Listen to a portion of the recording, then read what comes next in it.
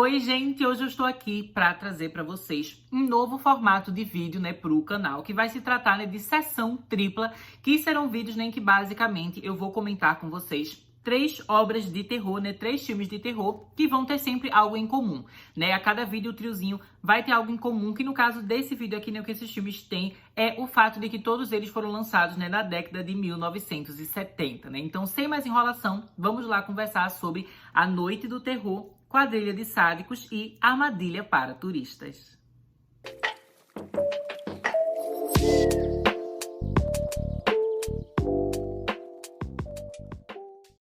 Eu vou conversar com vocês, gente, sobre esses filmes em ordem de lançamento. Então, o primeiro que a gente precisa conversar aqui é Black Christmas, lançado em 1974, dirigido pelo Bob Clark, e que no Brasil é conhecido, como A Noite do Terror, ou também como Natal Negro, Eu já vi algumas pessoas usando ambos títulos, para se referir a esse filme.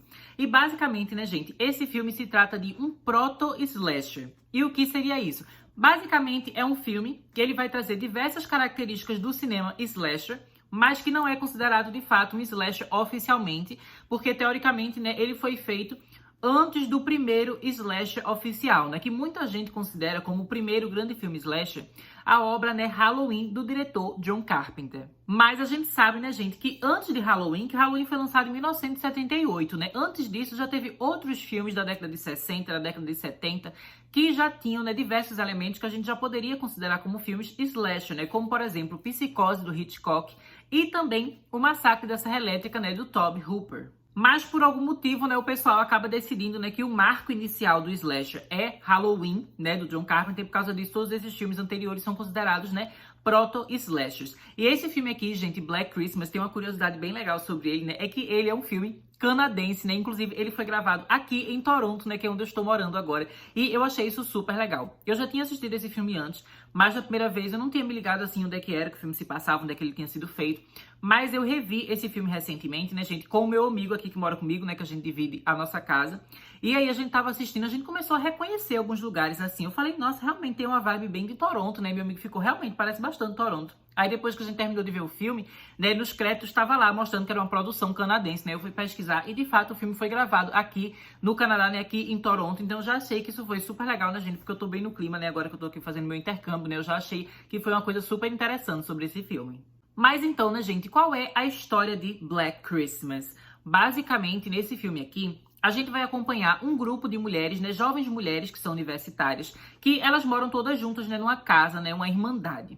E aí a gente vai ver um homem muito sinistro e misterioso, começando a ficar ali perseguindo aquelas meninas, vigiando aquelas meninas e acompanhando o dia a dia delas. Mas acontece, que aos poucos vai rolando ali o desaparecimento, uma menina acaba sumindo, uma morte vai acontecendo e coisas sinistras vão rolando cada vez mais e mais. E enquanto tudo isso está acontecendo, as meninas também estão recebendo telefonemas super bizarros, que elas não sabem, quem é que tá ligando para elas, mas é uma pessoa que sempre liga, assim, falando coisas obscenas, ameaçando, falando coisas violentas e fazendo vozes, assim, muito sinistras e muito loucas. Esse filme aqui, gente, ele é muito bom, na criação da atmosfera aterrorizante, que a gente fica sempre naquela sensação de agonia, vendo essas meninas numa situação, assim, que é extremamente caótica e horrível, e muitas pessoas ali ao redor meio que não são muito úteis para ajudar, Porque o que acontece, gente? Esse filme aqui, ele acaba tendo, um subtexto bastante feminista, Esse filme, ele tem, assim, bastante comentário social e político, Então ele faz algumas reflexões e tudo que tá acontecendo aqui é meio que uma metáfora, uma alegoria para a situação, de como é um horror, uma coisa digna de filme de terror, ser uma mulher dentro, de uma sociedade e de uma comunidade machista. Então, a própria questão, da gente ter essa figura masculina, que é esse assassino ali, aquele perseguidor, que invade o ambiente que deveria ser seguro para essas mulheres, que é a casa delas, a irmandade, acaba se tornando um lugar de violência e de coisas horríveis, porque um cara invadiu, sabe, e acabou com a segurança delas. Então isso é uma coisa bem interessante, E além da gente ter essa questão, do próprio assassino ali que vai invadir o ambiente delas, a gente também tem vários personagens homens aqui no filme que estão sempre assim, né, meio que num papel de antagonismo, né, e meio que fazendo coisas que vão trazer mais obstáculos para a vida delas, né, eles só dificultam a vida delas. Então a gente tem aqui, por exemplo, né, o pessoal da polícia, que inclusive tem um policial aqui, gente, até curiosidade, que é o mesmo ator que faz o pai da Nancy lá nos filmes, né, de A Hora do Pesadelo, né, então é legal que ele tá aqui nesse filme. Mas a questão é que, né, lá na delegacia, as meninas aparecem, né, meio que pra pedir ajuda, falar do que tá acontecendo, dessas ligações que elas estão recebendo, de um amigo que desapareceu, e por um bom tempo a polícia não age, porque a polícia não leva a sério aquilo que as meninas estão falando, né. Mas aí tem um momento que tem um personagem homem que surge lá na história, que ele fala com a polícia, e aí é que a polícia começa a tomar uma atitude, sabe? É uma coisa assim muito revoltante.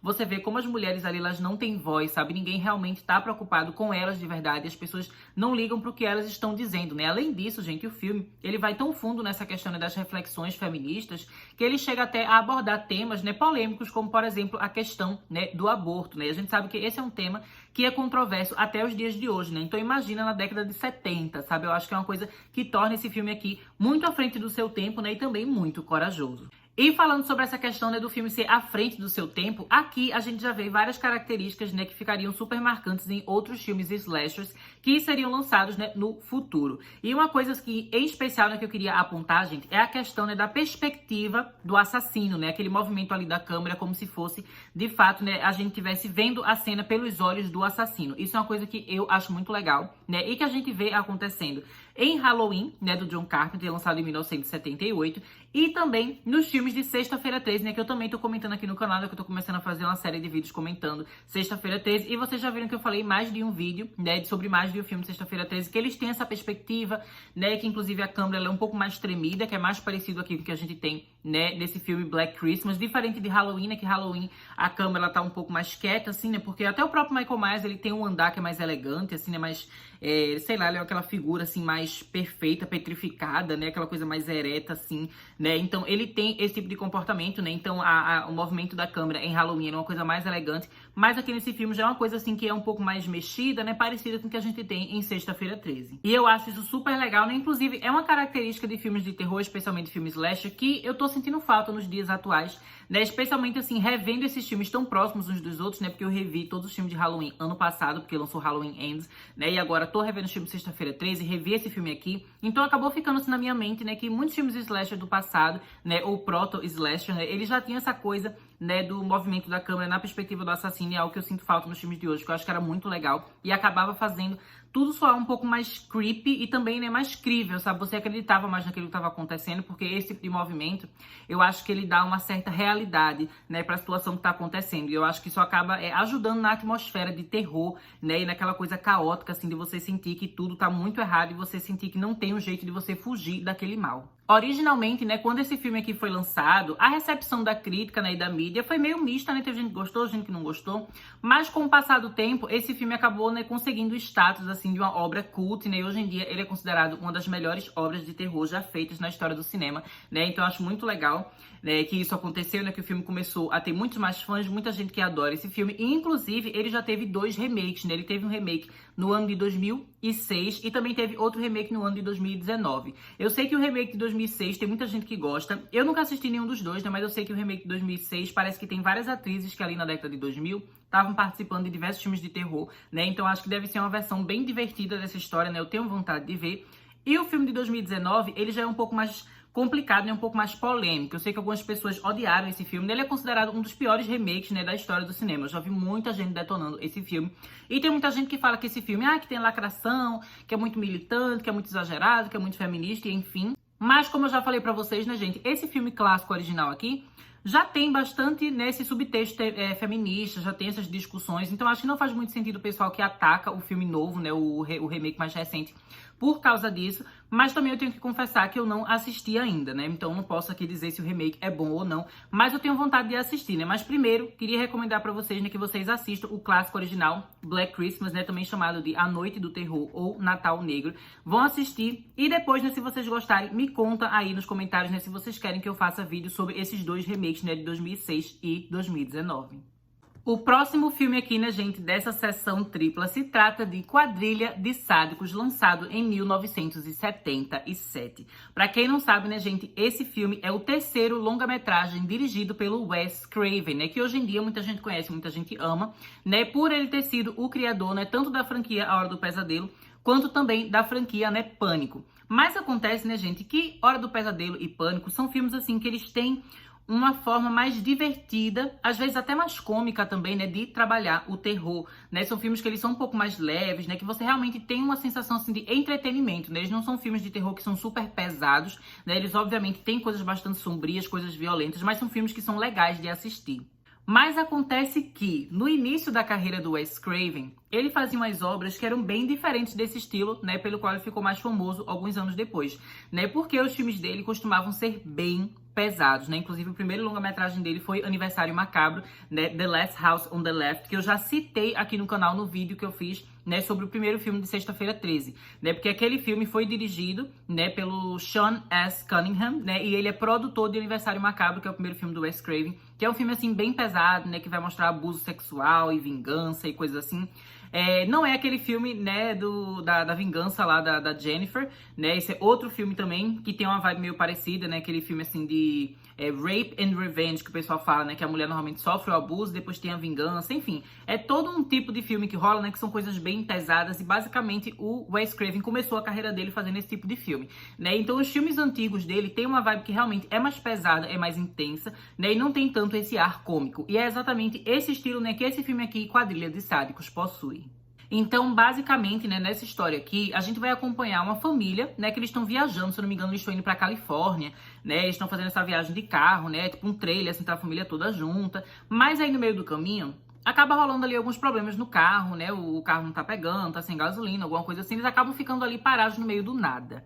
Mas acontece que nesse canto esquisito, meio desértico ali onde eles pararam, eles não estão sozinhos. Existem algumas pessoas ali habitando aquele local, né, pessoas meio selvagens, digamos assim, né, que elas não estão em concordância, digamos assim, né, com as regras estabelecidas pela sociedade civilizada, né, eles têm suas próprias organizações, ali, suas próprias normas, né, sua própria forma de viver, e a gente vai ver essa família, né, super tradicional americana, sendo colocada, né, num ambiente, assim, que é extremamente selvagem e violento, né? Então, no filme, a gente vai ver essa família, né, meio que sofrendo ali, até o ponto, né, dessas pessoas que eram civilizadas se tornarem selvagens, né, e cometerem atos de violência. Esse filme aqui, gente, ele tem uma vibe, né, que me lembra muito o filme O Massacre da Serra Elétrica, né, que no Massacre da Serra Elétrica a gente tem aquela questão de que tá os jovens viajando, né, que eles estão ali naquela combizinha, né, no carro deles, e aí acaba surgindo um louco ali, né, eles acabam parando, depois eles acabam indo pra uma casa, e lá tem um Leatherface e a família dele,